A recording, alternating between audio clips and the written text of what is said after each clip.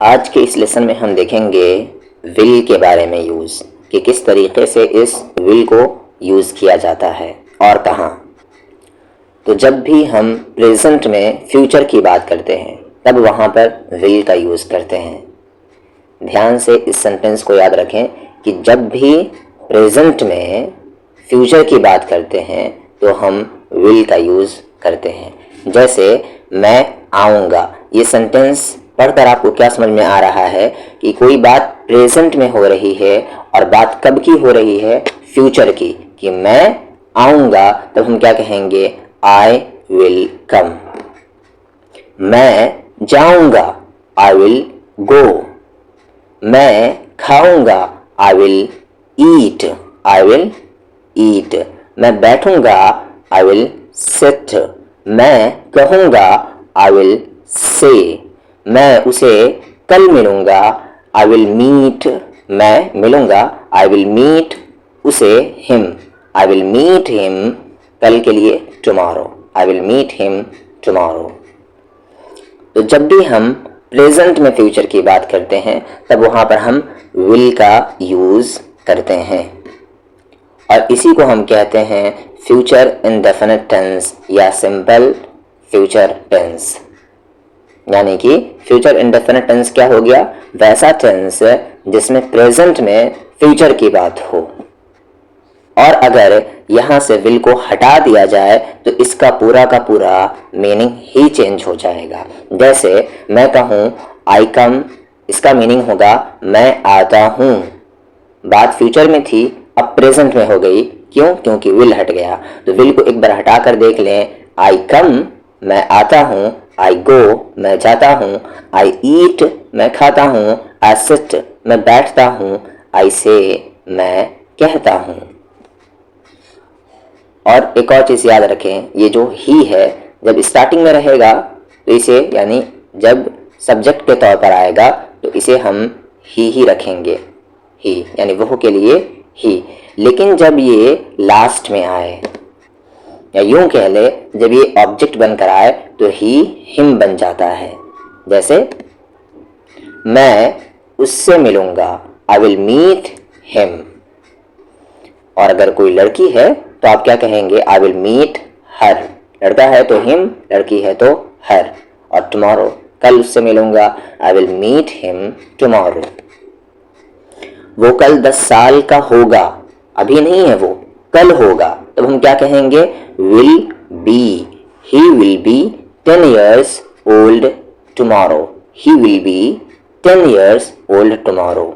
आगे शादी होना को हम कहते हैं get married। ध्यान से आगे मैरी नहीं कहना है, मैरिड कहना है, get married। उनका अगले हफ्ते शादी होगा, they will get married। they will उनका होगा, क्या होगा, get married शादी विवाह अगले हफ्ते, नेक्स्ट वीक। अगले हफ्ते next week, they will get married next week.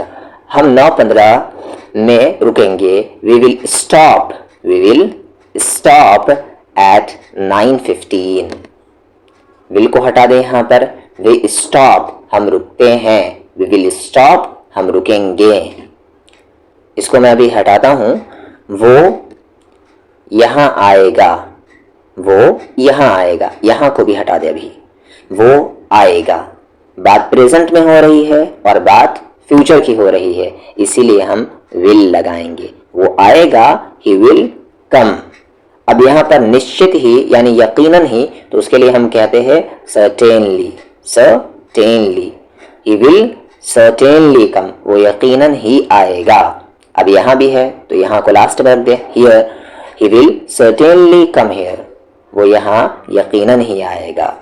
अब यहाँ पर certainly को हटा दें, here को हटा दें, will को हटा दें, अब बोले he।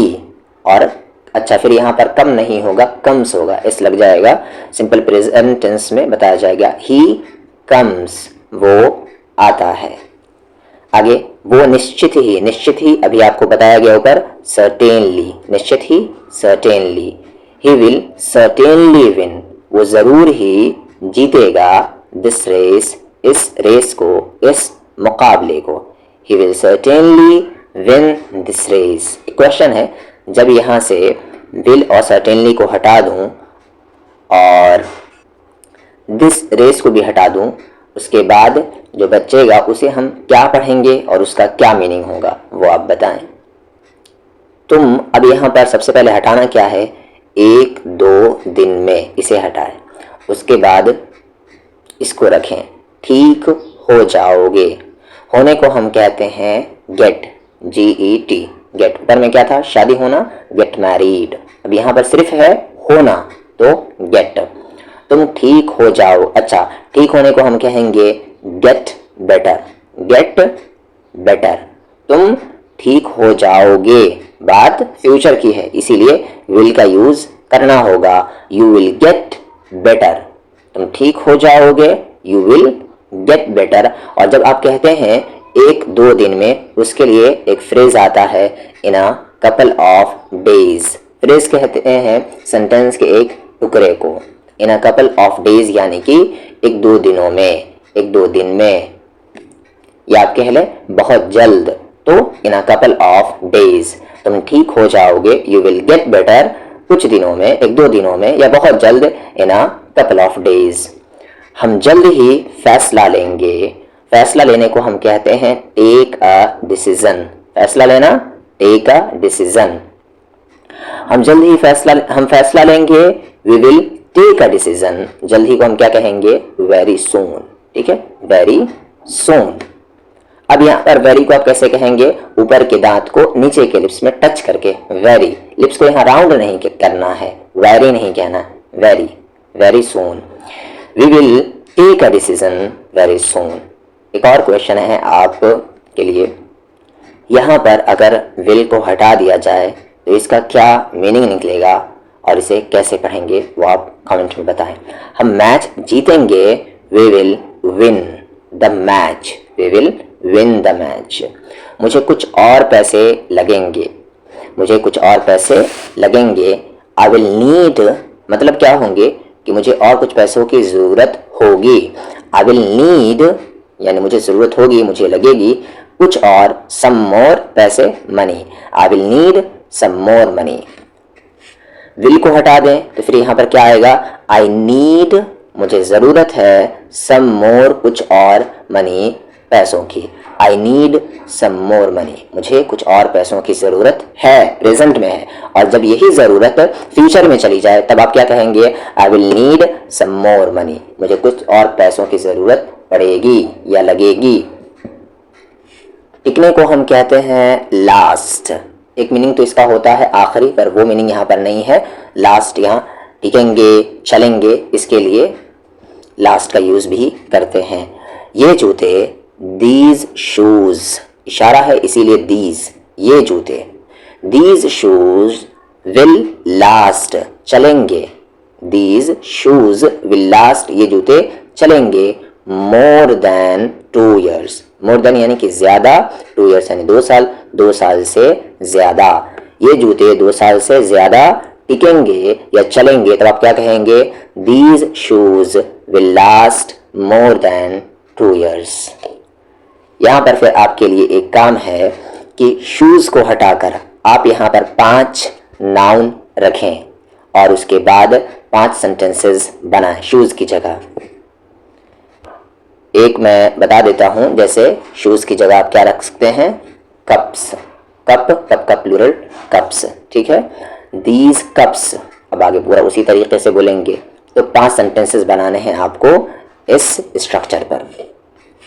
क्लास 6 बजे ख़त्म होगी, तो ख़त्म होगी या छूटेगी उसके लिए हम कहते हैं be over, be over. Be का फॉर्म है विल और इज, एम, आर और वॉज वर, ये बी के फॉर्म में एक वीडियो में मैं बता चुका हूँ। बी ओवर यानी कि ख़त्म होना, छूटना। The class, class will be over, will be over, ख़त्म होगी, छूटेगी। The class will be over at 6 o'clock, 6 बजे। मैं खेलूँगा, आई विल प्ले। मैं पढ़ूँगा, आई विल रीड। मैं लिखूँगा, आई विल राइट। मैं जीतूँगा, आई विल विन। मैं पूछूंगा आई विल आस्क। अब आ गया यहाँ पर, अच्छा हिंदी में नहीं है, मैं उससे पूछूंगा नहीं है, हिम है, तो मैं उससे पूछूंगा I will ask him. Question है आपके लिए, जब यहाँ से विल को हटा दिया जाएगा, I play, I read, I right, I win, I ask him, तो इसका मीनिंग क्या होगा? आप इंग्लिश भी लिखें और हिंदी भी लिखें, और अगर आप उर्दू जानते हैं तो उर्दू भी लिखें। और यहाँ पर ये भी बताएं हिम यहाँ पर यूज क्यों हुआ है, ही क्यों नहीं यूज हुआ? मैं उसे बताऊंगा आई विल टेल हिम, मैं उसे बताऊंगा आई विल टेल हिम। और अगर कोई लड़की है तो आई विल टेल हर। मैं उसकी मदद करूंगा आई विल हेल्प हिम, मैं ये खुशी से करूंगा आई विल डू, मैं करूंगा ये this, I will do this, मैं इसे करूंगा खुशी से, ग्लैडली। ग्लैडली की जगह आप हैप्पीली भी कह सकते हैं, बेहतर है कि ग्लैड यूज करें, ग्लैड यानी कि खुश, ग्लैडली खुशी से। वो अब आएगा, he will come now, he will come now, वो अब आएगा। मुझे आपकी मदद लगेगी, यानी मुझे आपकी मदद की ज़रूरत होगी, तो ऊपर में पढ़ ही चुके हैं, नीड का यूज़ करते हैं। आई विल नीड योर हेल्प, मुझे आपकी मदद लगेगी, आई विल नीड योर हेल्प। और यहाँ पर अगर विल को हटा दिया जाए, आई नीड योर हेल्प, मुझे आपकी मदद की ज़रूरत है, बात प्रेजेंट में आ जाएगी अगर विल को हटा दिया जाए।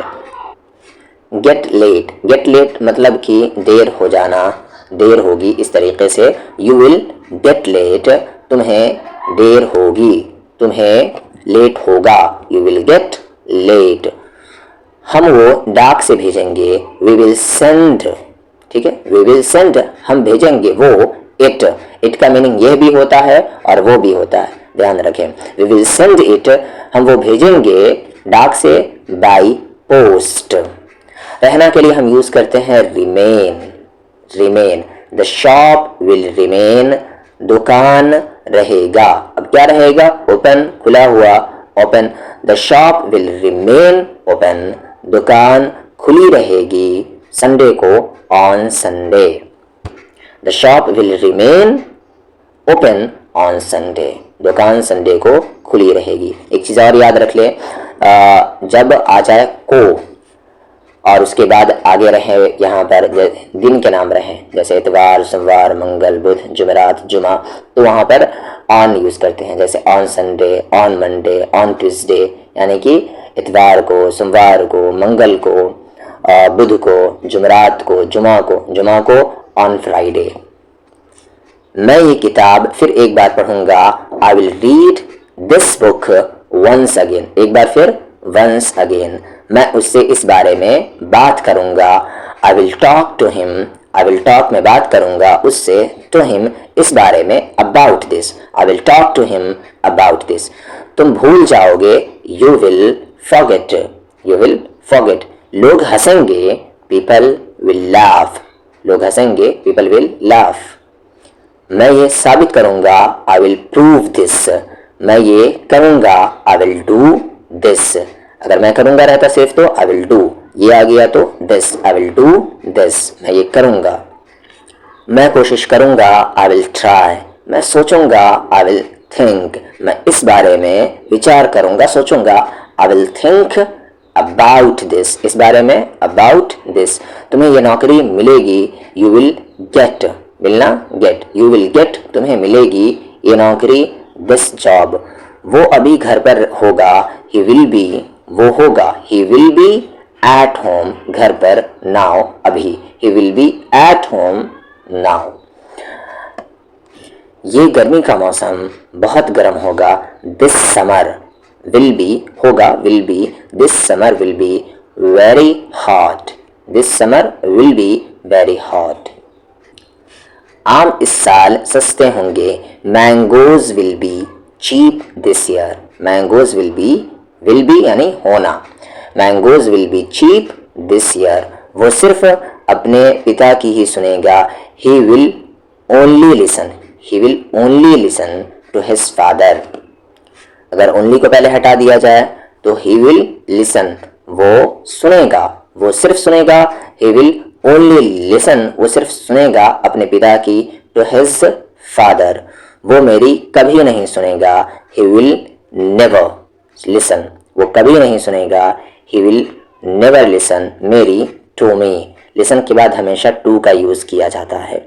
ही will never listen to me. वो मेरे सवाल का कभी जवाब नहीं देगा। ही विल नेवर, कभी नहीं को हम कहते हैं never. He will never answer my question. अच्छा, अगर मैं विल को यहाँ पर हटा दूँ तो फिर इसका मीनिंग निकलेगा ही नेवर आंसर्स, वो कभी जवाब नहीं देता माई क्वेश्चन, मेरे सवाल का। अच्छा, इसे क्वेश्चन नहीं कहना है, आपको क्या कहना है? क्वेश्चन, आखिरी में इसे चन कहना है।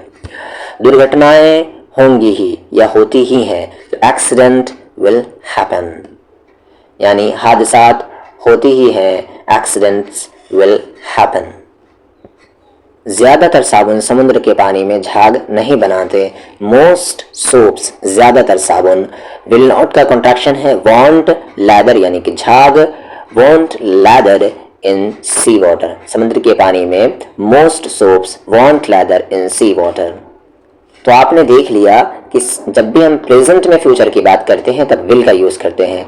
ओल्ड इंग्लिश में क्या होता था? आई और वी के साथ शैल का यूज़ किया जाता था, लेकिन अब मॉडर्न इंग्लिश में सिर्फ विल का यूज़ किया जाता है और शैल का एक अलग से यूज़ आ गया है, वो अभी हम देखेंगे।